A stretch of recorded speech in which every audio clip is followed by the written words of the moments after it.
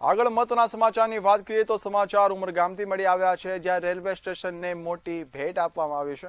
આ જો વાત કરીએ મહત્વના સમાચારની, સમાચાર ઉમરગામથી મળી આવ્યા છે, જ્યાં રેલવે સ્ટેશનને મોટી ભેટ આપવામાં આવી છે। ઉમરગામમાં ફ્લાઇંગ રાણીનું સ્ટોપેજ છે તે શરૂ કરવામાં આવ્યું છે। રેલવે સ્ટેશનને લઈને મહત્વના સમાચાર મળી આવ્યા છે। ફ્લાઇંગ રાણી હવે ઉમરગામમાં રોકાશે। સ્ટોપેજ છે તે ઉમરગામને આપવામાં આવ્યું છે।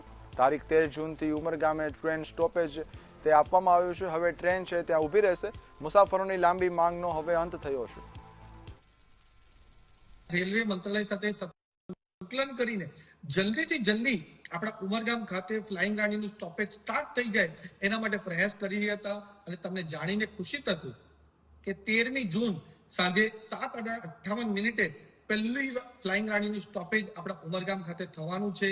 ત્યારે આનો પ્રોગ્રામ પણ વિશેષ આપણે ઉમરગામ ખાતે રેલવે સ્ટેશન ખાતે રાખ્યો છે। આ જ રીતે આગળ પણ આપણા વલસાડ જિલ્લા માટે સારામાં સારું કામ થાય એના માટે આપણી ટ્રિપલ એન્જિનની સરકાર સાથે મળીને કામ કરશે।